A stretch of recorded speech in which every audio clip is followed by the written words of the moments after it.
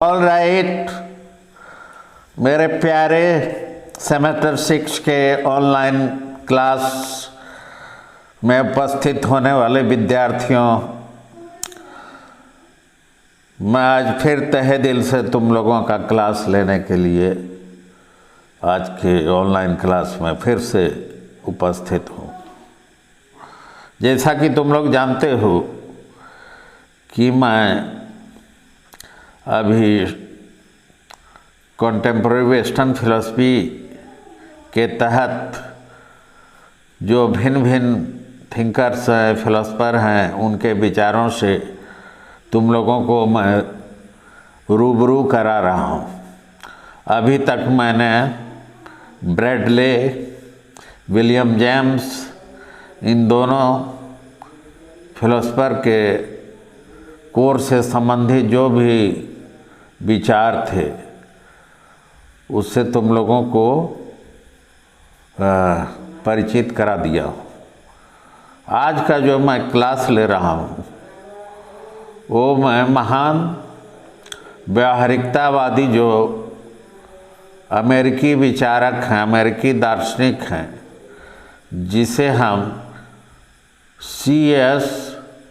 Purse के नाम से दर्शन में वो, दर्शन शास्त्र में वो, दर्शन शास्त्र की दुनिया में विख्यात है, उन्हीं के थ्योरी ऑफ मीनिंग को लेकर तुम्हारे सामने उपस्थित हूँ।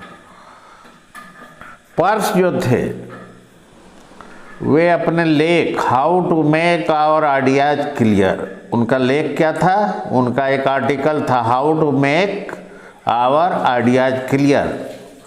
मैं यह दिखलाया है कि सत्य की उन्हें उतनी चिंता नहीं जितनी कि विचारों या प्रतियों के अर्थ की चिंता। वो अर्थ पर बहुत जोर देते थे, मीनिंग पर बहुत जोर देते थे। एक वाक्य था उनका, मेरा दिल मर गया है, मेरा दिल मर गया है।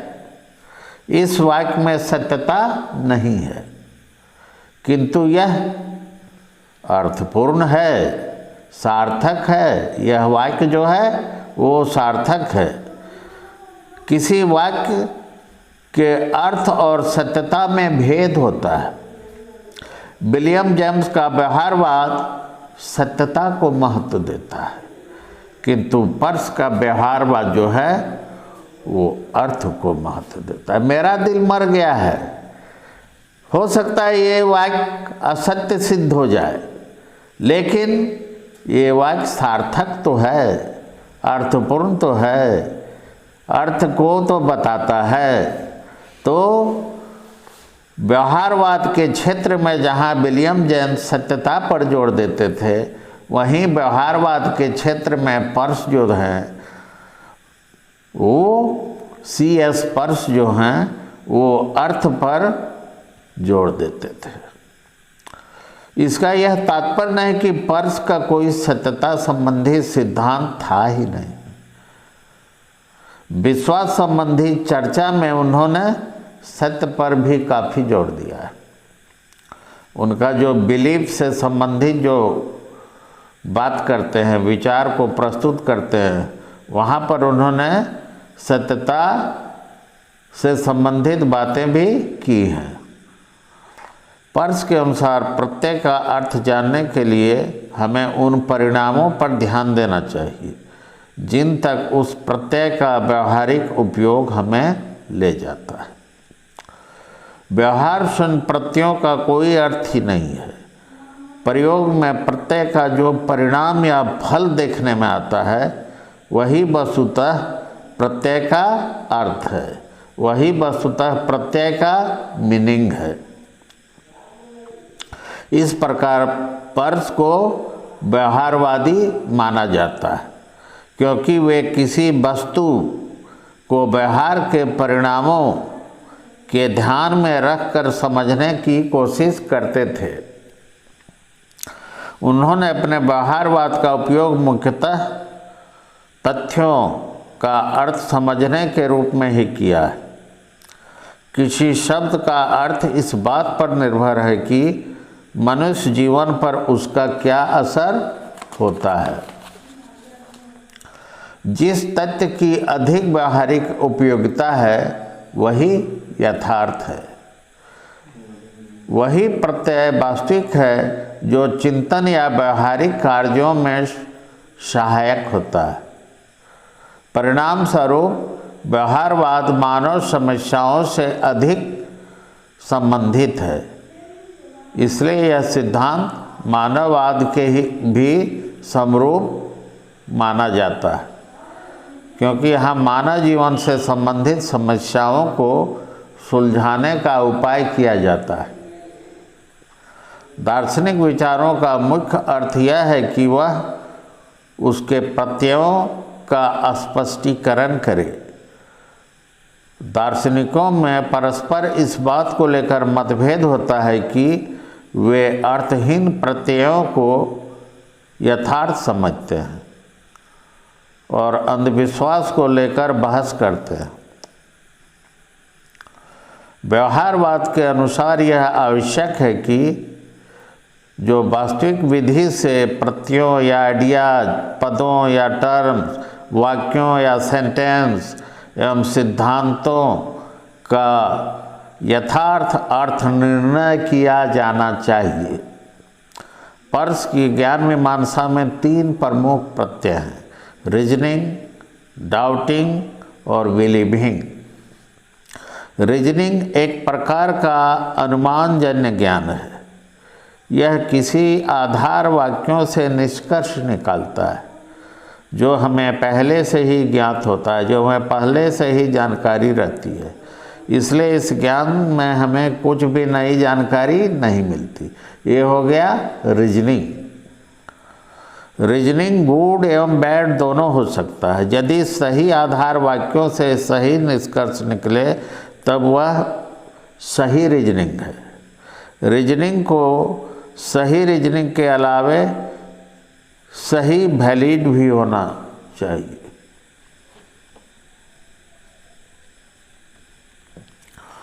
आधार वाक्य A to B में एक सिद्धांत है जो आधार वाक्य से निष्कर्ष द्वारा उसे संचालित करता है। इसे पर्स हैबिट टू माइंड या मन की आदत कहते हैं, जो आधार वाक्य से निष्कर्ष की ओर जाना निर्धारित करता है। इसे रूल ऑफ इन्फ्रेंस या अनुमान का नियम भी कहा जा सकता है। प्रश्न है कि इस आधार वाक्य की उत्पत्ति कहाँ से होती है। पर्स का उत्तर है कि इसकी उत्पत्ति डाउटिंग और बिलीविंग से होती है। अपनी पुस्तक चांस, लव एंड लॉजिक में पर्स ने डाउटिंग और बिलीविंग में निम्नलिखित 3 अंतर बतलाया है। पहला, हमारा विश्वास या बिलीविंग हमारी इच्छाओं को निर्देशित करता है और क्रियाओं को रूप देता है। विश्वास हमेशा किसी न किसी प्रकार के कार्य की ओर ले जाता है, जबकि डाउटिंग जो होता है, संदेह की स्थिति में व्यक्ति कार्यरत नहीं रहता है। प्रत्येक विश्वास या बिलीव किसी न किसी प्रकार की मानसिक आदत है, क्योंकि वह व्यक्ति को किसी भी प्रकार से कार्य की ओर बढ़ने में मदद करता है। दूसरा, विश्वास या बिलीविंग प्रक्रिया जो है, प्रोसेस है, उसमें हम निर्णय या जजमेंट देते हैं, किंतु संदेह प्रक्रिया जो है, डाउटिंग प्रोसेस जो है, उसमें हम प्राय कुछ प्रश्न पूछने को उत्सुक रहते हैं। डेकार्ट्स ने संदेह किया और फिर प्रश्न किया। डेकार्ट ने हर चीज़ पर संदेह किया,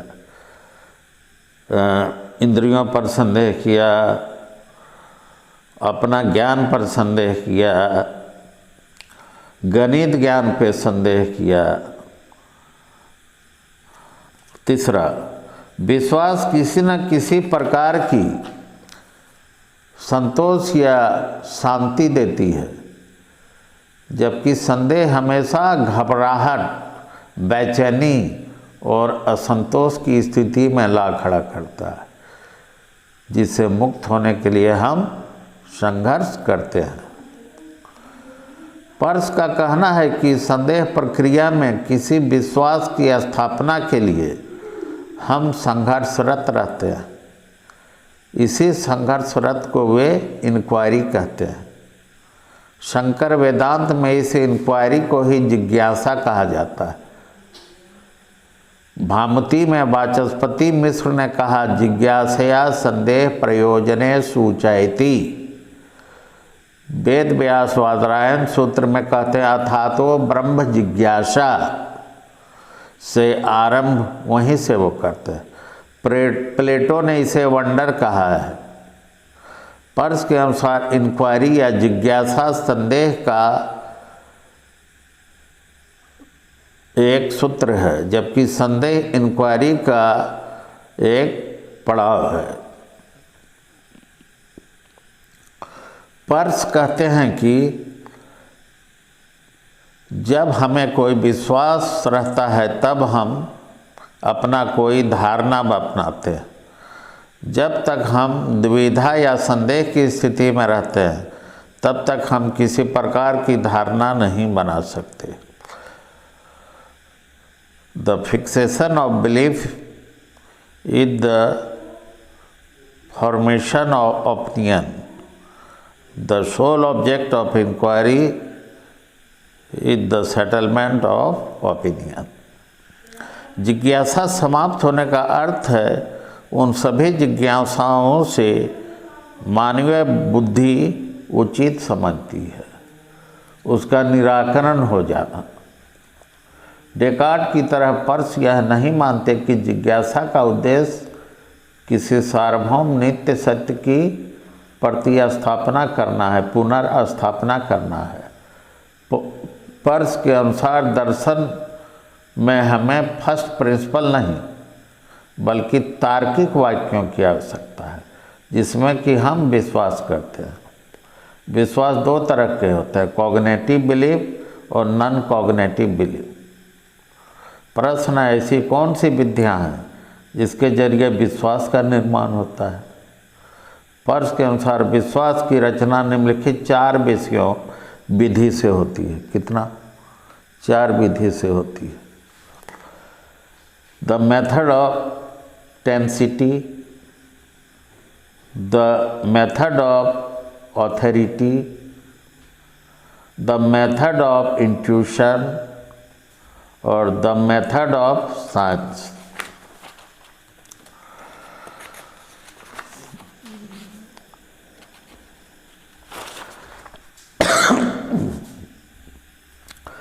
तो इन 4 जो मेथड है उसके आधार पर, जैसे टेंसिटी जो है या विधि जो है वो प्राचीन धार्मिक रूढ़िवादी विश्वास पर आधारित है। जब कोई व्यक्ति दूसरे के तर्कों को अनसुनी करके अपने विश्वास को जकड़ कर पकड़ लेता है तो उसे ट्रांसिटिव मेथड को अपनाना कहते हैं। पर्स इस विधि को नहीं मानते। दूसरा है मेथड ऑफ ऑथोरिटी। यह जनसामूहिक विधि है। इसकी सफलता जो है वो प्रथम विधि से थोड़ा ज़्यादा है, क्योंकि इस विधि द्वारा जनसमूहों के मन को सफलतापूर्वक प्रभावित किया जा सकता है।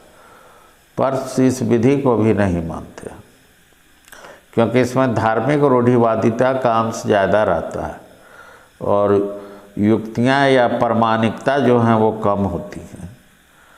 तीसरा है द मेथड ऑफ इंट्यूशन। इस विधि को प्रागनुभविक विधि कहा जाता है। तत्वमीमांसात्मक दर्शन में इस विधि का उदाहरण मिलता है। प्राय यह कहा जाता है कि हमारे विश्वास आंतरिक प्रकाश के परिणाम हैं। डेकार्ट्स ने इस विधि को अपनाया था। पर्स के अनुसार यह विधि भी दूसरी अन्य विधियों से कोई खास अंतर नहीं रखता है। अतः उपरोक्त के तीनों विधि जो हैं वस्तुनिष्ठ तत्व की से सही व्याख्या नहीं कर पाते। चौथी जो विधि है वह the method of science. Purse जिस युग में आए थे वह विज्ञान का युग था, इसलिए उनका मत था कि विश्वास की सही विधि आनुभविक वैज्ञानिक विधि है, एम्पिरिकल साइंटिफिक मेथड है। उनका विचार था कि हमारे संदेहों की संतुष्टि के लिए आवश्यक है कि हमें एक ऐसी विधि की खोज करनी चाहिए जिससे कि हमारे विश्वास बाह्य अस्थायित्व से संचालित हो और जो व्यक्ति विशेष को नहीं बल्कि प्रत्येक व्यक्तियों को प्रभावित करे और उसका निष्कर्ष सभी व्यक्तियों के लिए समान हो। इसके अतिरिक्त वैज्ञानिक विधि धारणाओं को ठीक करने में भी हमारी मदद करती है। तो पर्स जो थे वो विश्वास पर भी काफ़ी जोर देते हैं अपने व्यवहारवादी सिद्धांत को आगे बढ़ाने के संदर्भ में। चार्ल्स पर्स की जो विधि की उपयोगिता है वो क्या है? यह विधि दर्शन के तत्वमीमांसात्मक प्रत्यय को साफ और शुद्ध करता है, अर्थात तत्वमीमांसात्मक प्रत्ययों को हटाकर दर्शन को शुद्ध करता है। फिर उनकी इस विधि की और क्या उपयोगिता है? व्यवहारवादी विधि की इस विधि के जरिए हम प्रत्येक सार्थक समस्याओं का समाधान कर सकते हैं। अगर किसी प्रश्न का उत्तर सिद्धांततः असंभव है तब वैसे प्रश्न निरर्थक और निष्कासन योग्य है। फिर तीसरा, यह विधि सामान्य ज्ञान का विरोधी नहीं है। पर्स अपने दर्शन को क्रिटिकल कॉमन सेंसिज्म कहते हैं। इस प्रकार पर्स ने ऐसे बहुत सी चीज़ों को बतलाया जिसे आगे चलकर मूर, गिलबर्ट रायल एवं विटगेन्स्टाइन आदि ने अपनाया। पर्स ऑर्डिनरी लैंग्वेज स्कूल के जनक माने जाते हैं। इस प्रकार पर्स के सिद्धांत को हम संक्षिप्त रूप से मोटे तौर पर 3 सिद्धांतों पर आधारित मान सकते हैं: हाइपोथेटिकलिज्म, ऑपरेशनलिज्म, एक्सपेरियंशियलिज्म।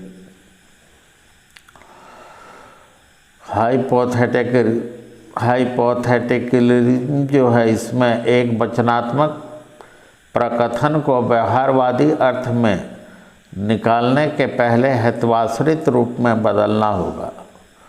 ऑपरेशनलिज्म, इसमें इफ की मानव क्रिया जो कि प्रयोग करता है उस पर जोर दिया जाता है। और तीसरा एक्सपेरियंटियलिज्म, इसमें देन क्लॉज को प्रयोगकर्ता अनुभव या निरीक्षित जांच शर्तों के बात करता है। तो विद्यार्थियों, ये तो हुआ पर्स का थ्योरी ऑफ मीनिंग, लेकिन हमें उसी थ्योरी ऑफ मीनिंग का एक और पार्ट है कि ऑपरेशन थ्योरी ऑफ मीनिंग। मैं अभी तक पर्स के अर्थ सिद्धांत के बारे में बतलाया मोटे तौर पर। अब मैं इसके आगे का क्लास जो है वो ऑपरेशनल थ्योरी ऑफ मीनिंग के रूप में अगला क्लास को मैं आगे बढ़ाऊंगा। तो विद्यार्थियों, आज का क्लास मैं पर्स का जो है वो यहीं समाप्त करता हूँ। मैं इसके आगे जो है पर्स का ऑपरेशनल थ्योरी ऑफ मीनिंग उसको मैं आगे ले जाऊँगा। तो ठीक है, आज का क्लास यहीं तक। Okay, bye bye.